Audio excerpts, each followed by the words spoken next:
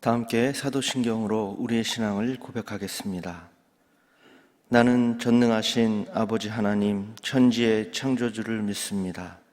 나는 그의 유일하신 아들 우리 주 예수 그리스도를 믿습니다.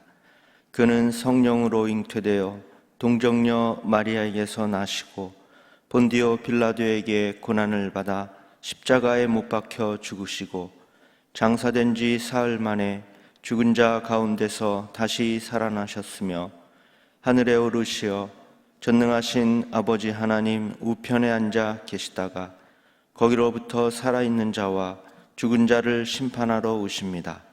나는 성령을 믿으며 거룩한 공교회와 성도의 교제와 죄를 용서받는 것과 몸의 부활과 영생을 믿습니다. 아멘.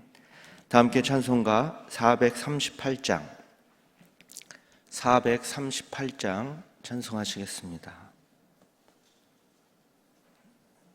438장입니다. 내 영혼이 은총 입어 중한 죄짐 벗고 보니 슬픔 많은 이 세상도 천국으로 화하도다. 할렐루야 찬양하세.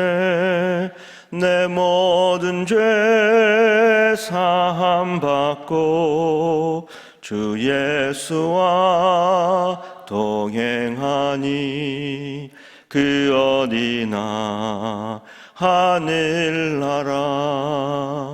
주의 얼굴 뵙기 전에 멀리 뵈던 하늘나라. 내 맘속에 이루어지니 날로 가깝도다. 할렐루야 찬양하세. 내 모든 죄 사함 받고 주 예수와 동행하니 그 어디나 하늘나라. 높은 산이 거친 들이 초막이나 궁궐이나 내 주 예수 모신 곳이 그 어디나 하늘나라. 할렐루야 찬양하세. 내 모든 죄 사함 받고 주 예수와 동행하니 그 어디나 하늘나라. 아멘. 이 시간 두 가지를 놓고 계속해서 통성으로 기도하시겠습니다. 오늘은 첫 번째, 오늘은 코로나 바이러스로 고통을 당하고 있는 우리 모든 사람들이 빨리 치료되어 건강을 되찾을 수 있도록, 그리고 코로나19 바이러스 퇴치를 위해서 수고하는 모든 의료진들에게 건강과 지혜를 주셔서 사명을 잘 감당하게 해달라고 기도하시고요. 두 번째는 교회 정상화를 위해서 기도하는데, 어제 이제 코로나 이후 6개월 만에 우리 수요 기도회를 하나님께 주님의 은혜 가운데 드렸는데요. 우리 교회가 코로나 위기를 더욱더 잘 극복해서 하루속히 모든 또 공예배와 또 교회학교 그리고 기타 모든 모임들이 재개되어서 다시 생동감 있는 활기찬 교회로 더욱 부흥하는 교회가 될 수 있도록 기도해 주시고, 특별히 우리 가족 공동체가 지금의 어려운 형편에서도 하나님의 사랑과 권능을 굳게 믿고 또 소망 속에서 기도하며 새 힘을 얻을 수 있도록 성령께서 역사해 달라고, 우리 코로나 퇴치를 위해서 또 교회 정상화를 위해서 다 함께 통성으로 기도하시겠습니다. 전능하신 아버지 하나님 감사합니다. 오늘도 이 새벽 하루의 첫 시간 우리들을 깨워주시고 또 주님 전으로 불러주시고 기도하며 찬송하며 또 말씀으로 하루를 시작하게 하시니 감사합니다. 사랑의 아버지 하나님, 오늘은 코로나 바이러스로 고통을 당하고 있는 우리 모든 사람들을 위해서 기도합니다. 치료의 광선을 비춰주셔서 이들이 빨리 치료가 되게 하시고 건강을 되찾을 수 있도록 주님 인도하여 주시옵소서. 코로나 바이러스의 두려움 속에서 갇혀있는 우리 모든 환우들, 이제 담대한 믿음을 갖게 하시고 불안이 주는 속박에서 벗어나게 하여 주시옵소서. 그리고 이 바이러스로 고통을 당하고 있는 환우들을 돌보는 의료진들을 위해서도 기도합니다. 그들의 마음속에 우리 환우들을 긍휼히 여기고 그들을 사랑하고 친절하게 돌볼 수 있는 마음을 더욱더 허락하여 주시옵소서. 특별히 의료진들이 환우를 돌아볼 때 지치지 않게 하시고 그들에게도 육신의 강건함과 또 마음의 참 평강을 주시옵소서. 하나님 아버지, 이 시간 우리 교회 정상화를 위해서 우리 온 성도들과 계속해서 기도하며 나갑니다. 하나님, 이제 어제 코로나 이후 6개월 만에 수요 기도회를 주님께 정말 기쁜 마음으로 드렸습니다. 하나님, 앞으로도 하루속히 모든 예배가 재개되게 하시고 모든 교회학교 부서와 기타 모든 모임들도 재개되어서 다시금 생동감 있는 활기찬 교회로 지역을 섬기며 주님의 사랑을 전하는 교회가 될 수 있도록 더욱더 부흥하는 우리 교회가 될 수 있도록 주님 역사하여 주시옵소서. 하나님, 우리 가제 공동체가 지금 어려운 형편에서도 하나님의 사랑과 권능을 굳게 믿게 하시고 소망 속에서 기도하며 새의 힘을 얻을 수 있도록 주님 함께하여 주시옵소서. 이제 담임 목사님 단위에 세우셔서 또 말씀을 대언하십니다. 아멘으로 받게 하시고 그 말씀 가지고 오늘 하루도 승리의 삶을 살아갈 수 있도록 성령께서 함께하여 주시옵소서. 감사를 드리며 이 모든 말씀 예수 그리스도의 이름으로 기도합니다. 아멘.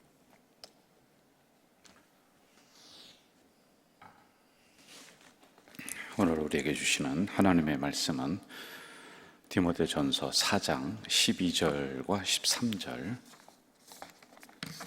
두 절을 봅니다. 4장 12절과 13절.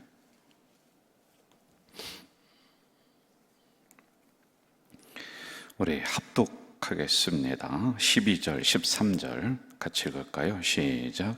누구든지 내 연수함을 업신여기지 못하게 하고 오직 말과 행실과 사랑과 믿음과 정절에 있어서 믿는 자에게 본이 되어 내가 이를 때까지 읽는 것과 권하는 것과 가르치는 것에 전념하라. 아멘.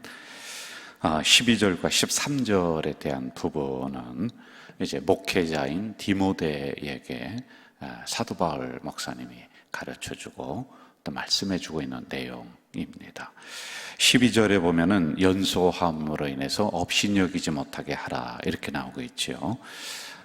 제가 이 디모데 전서를 강해를 하면서 수차례 말씀을 드렸던 것이 이제 디모데 목사님이 나이가 좀 어립니다.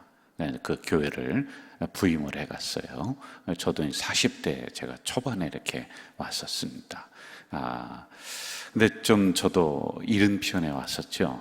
이제 우리나라의 이제 목회적인 현장을 보면은 좀 그런 경향이 있죠. 그런데 그것보다도 아마 더 어렸을 것 같아요.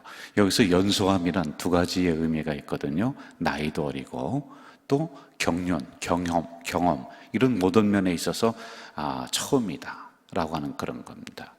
그런데 이럴 때 좋은 성도, 좋은 교회는 이제 감싸는 거죠. 그러면서 주의 종을 키워내야 되는 거예요. 여러분, 그게 정말 좋은 교회예요. 주의 종이 완벽하게 되어서 오는 경우가 거의 없습니다. 그러면 현장에서 성도들이 그 여러 가지 연소함이나 부족함을 덮어주면서 훌륭한 종으로다가 길러내주는 게 그게 좋은 교회입니다. 그런데 에베소 교회는 이것을 가지고 이제 자꾸 성도들이 구설수에 오르게 합니다. 막 말을 하는 거죠. 야, 저 디모데 목사님은 정말 경험도 없다. 말하는 것도 그렇다. 저 일 처리하는 것도 좀 봐라. 저 장례식 치르는 것도 어떻게 저렇게 그냥 서투르게 하느냐. 뭐 처음부터 완벽하게는 못하지 않겠습니까? 그런데 이게 그 교회 자꾸 수근거리니까 디모데 목사님이 어떻게 되겠어요? 이게 듣겠어요? 못 듣겠어요? 들립니다. 여러분, 다른 사람이 나에 대해서 평가를 하는 이야기가 들리면은 내가 위축이 될 수밖에 없는 거예요. 자꾸 마음에 소심함이 일어나고 그리고 또 두근거림이 있고 이런 상황 속에서 사도 바울 목사님이 이제 자기의 제자인 디모데 목사님에게 너 다른 말로 하면은 담대해라. 너의 어린 것 때문에, 너의 경험이 적은 것 때문에 성도들이 수군거리고 이 말 저 말 하고 하는데 너 그렇게 거기에 따라가면 안 된다. 담대해라. 그러면서 다음과 같은 사실들을 가르쳐주고 있습니다. 첫째, 오직 말과 이렇게 나오고 있죠. 우리 12절을 보세요. 말. 언어 생활을 이야기를 하고 있습니다. 네가 어리고 경험이 없지만은 네 말을 좀 조심하면은 성도들이 너에 대해서 함부로 이야기하지 않는다. 그러니까 언어 생활을 신중을 기하라. 이렇게 가르쳐주고 있습니다. 여러분, 만약에 제가 우리 성도들 앞에서 신중하지 않는 언어 생활, 물론 그런 면도 있을 거예요. 그런데 제가 함부로 사사건건 이야기하고 이 말했다 저 말했다가 한다 그러면은요, 이 공동체가 왔다 갔다 하면서 흔들리게 되어 있습니다. 그래서 리더자들은, 특별히 교회 담임 목사나 우리 목회자들은 언어, 말에 있어서 또 신중을 기해야지만이 돼요. 이렇게 하면 좋을 것 같아요. 첫째는 정제된 언어를 사용해야 됩니다. 그래서 이 강단에서 물론 뭐 하나에서부터 열까지 다 그냥 깍듯한 언어라기보다는 그래도 함부로 하는 언어가 이 여기서 있으면 안 된다라고 하는 거죠. 여기서 막 반말을 밥 먹듯이 한다라든지 쌍소리를 한다든지, 여기만이 아니라 우리 목회 현장에서도 그렇습니다. 그리고 긍정의 언어를 지도자는, 목회자는 사용을 해야지만이 됩니다. 제가 부정의 언어 사용한다든지 또는 힘들다라는 이야기를 자꾸 한다든지 죽겠다는 이야기를 자꾸 한다. 그럼 교회가 힘들어지고 교회가 죽게 되는 거예요. 성도들이 저를 만날 때 얼마나 근심하고 그러겠습니까? 그래서 항상 긍정의 언어로 해야지만이 된다. 다른 사람을 흠잡는 언어가 목회자 입에서 나오면 안 되겠습니다. 여러분들은 제가 이렇게 얘기할 때 이 부분을 여러분들로다가 빨리 바꿔서 이렇게 들으시면 돼요. 그래, 목사님이 저걸 하나하나 평가하는 게 아니라 우리도 그렇게 해야지만이 되겠구나라고 하는 그런 것이지요. 그리고 항상 존댓말을 해야 돼요. 여러분, 반말로다가 성도 이제 친하게 되면은 그런 경우가 저도 있을 수 있습니다. 저도 전혀 없다고는 못하겠어요. 그럴 때마다 제가 아차 하는데, 이게 습관이 된 목회자들이 있어요. 김 집사 이리 와봐 하면서 막 하는 경우가 있거든요. 근데 이런 거 참 조심해야지만이 된다라고 하는 것입니다. 여러분, 이렇게 생각하세요. 말은 안에서 문제가 일어나는 게 아닙니다. 말이 많아서 문제가 일어나는 경우가 더 많다라고 하는 것이죠. 우리 성도들도 제가 말씀드린 거 아주 꼭 필요합니다. 이 언어를 통해서 축복이 오고 언어를 통해서 저주가 우리에게 온다라는 거 꼭 기억을 해주세요. 여러분이 사용하고 있는 단어가 말씀 중심, 하나님 중심의 과연 몇 프로인가? 그리고 부정적인 단어가 몇 프로인가? 이걸 좀 줄여나가야지만이 되겠죠. 자, 두 번째, 행실과 이렇게 나오고 있습니다. 믿음의 행실, 믿음의 행동을 해야지만이 된다는 것입니다. 제가 우리 공동체 앞에서 하는 행동의 문제가 있다. 이것도 교회를 어렵게 하는 거예요. 그러면 저를 보면서 우리 성도들이 업신여기게 된단 말입니다. 늘 조심해서 성도들 앞에서 행동해야 되고 성도들 그렇게 대해야지만이 되는 것입니다. 일부 너무 성도들과 친하게 행동을 해서 그렇게 눈에 띄게 할 필요가 없습니다. 그래서 어디 몰려다닌다든지 그런 부분들이 편중되게 나타나면은 공동체가 수군거리게 되고 교회가 또 어렵다라고 하는 것이죠. 그리고 너무 젊은 여자 성도들과 손을 잡고 자꾸자기 한다든지 이런 부분도 목회자는 조심해야 돼요. 저도 이제 젊은 분과 악수할 때가 있습니다. 그럴 때는 그분이 이제 많이 어렵다든지 그런 게 제 귀에 들릴 때가 있거든요. 그럼 제가 그럴 때 악수하면서 이제 격려 차원 이런 부분으로 할 때가 있죠. 그런데 저는 이런 부분에 있어서는 조심을 해야 된다라고 하는 것입니다.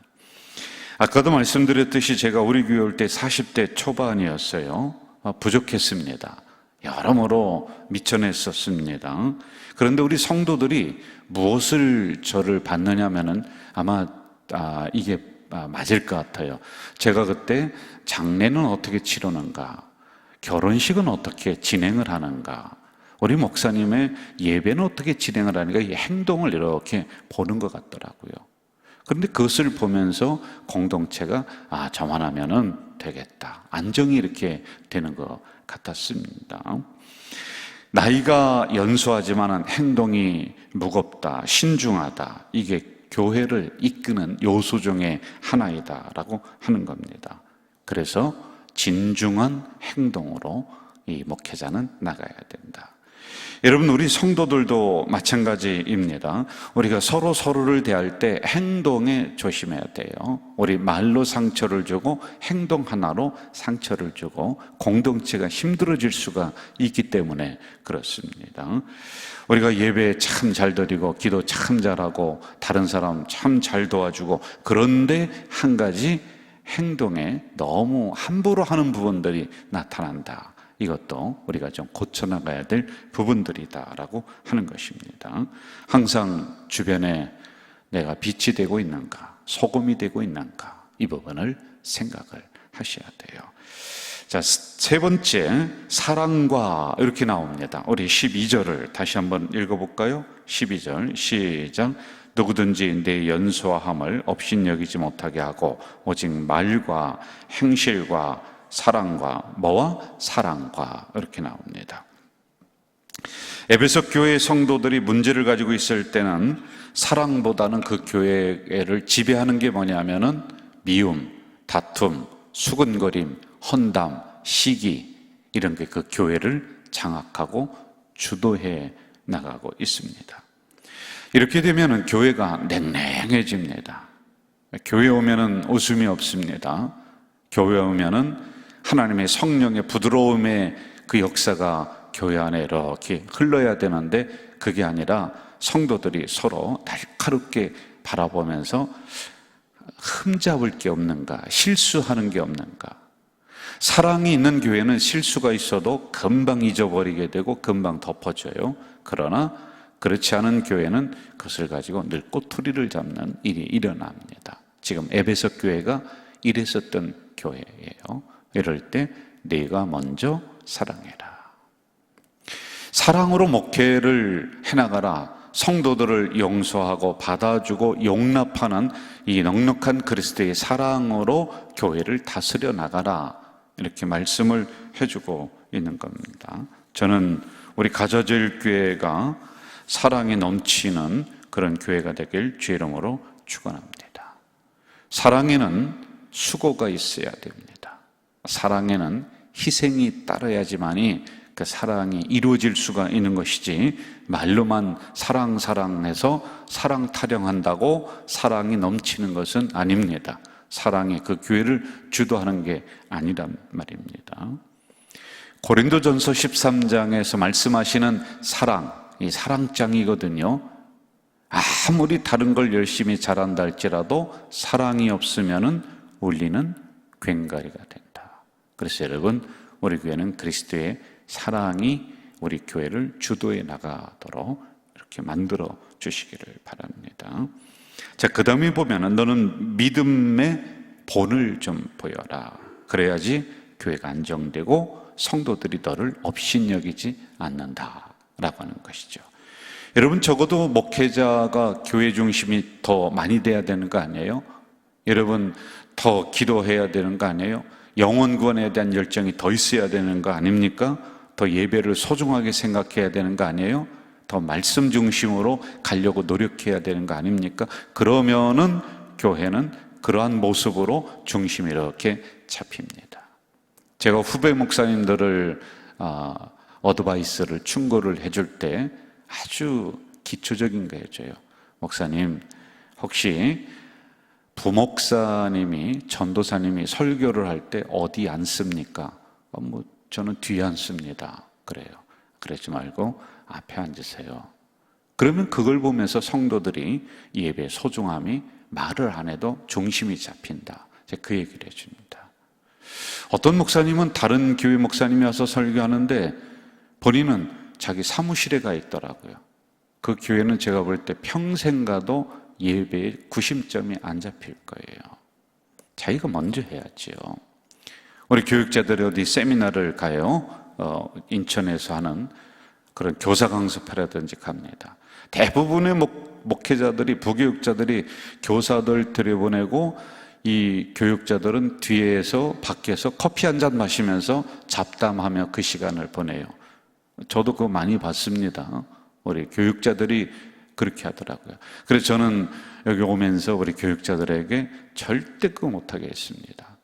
교사 강습하면은 당신이 10번 들었건 100번 들었건 다 알건 모르건 간에 앞에 가서 꼭 앉아서 그 세미나 처음부터 끝까지 다 들어라. 이렇게 얘기해요. 그래야지 여러분 교회의 중심이 잡힌다라고 하는 것이죠. 이것이 적어도 믿음이 있다라고 하는 교육자들이 해야 될 행동들 아닌가라는 것입니다. 우리 성도들도 마찬가지입니다. 항상 여러분 이걸 생각하세요. 교회 중심, 예배 중심, 말씀 중심, 기도 중심, 전도 중심. 여러분 기둥이 많지 않아요. 신앙생활하는데 몇 가지만 딱 세우고 나가는 거예요. 이것이 바로 믿음으로 우리가 발걸음을 옮기는 것들이다라고 하는 겁니다. 자, 네 번째 보면은 12절을 보세요. 그 다음에 뭐가 나오죠? 정절 이렇게 나와요. 절을 보실까요? 여러분 정절이라고 하는 것은 사람이 이랬다 저랬다 하지 않는다. 뜻을 세웠으면은 나는 그 뜻에 꾸준하게 내가 걸어간다. 교회를 섬기고 교회를 운영할 때도요. 여러분 자꾸 사람이 왔다 갔다 하면 안 돼요. 앞에는 리더자가 한번 목표를 세웠으면은 이 목표를 꾸준히 걸어가야 됩니다. 이 목표를 세울 때 성도들의 합의라든지 이런 게 이제 분명히 있어야 되죠. 그건 전제로 하는 겁니다. 그런데 가다가 다른 데로 새고 또 좋은 거 있으면 또 가져와 버리고 또 금방 없애버리고 또 이렇게 하면 안 되는 거예요. 그럼 교회가 혼란스럽습니다. 여러분 우리가 믿음의 길을 걸어갈 때도 십자가 바라보면서 꾸준히 걸어가는 거 아니에요? 그래서 이렇게 얘기하잖아요. 너는 좌로나 우로나 치우치지 말라.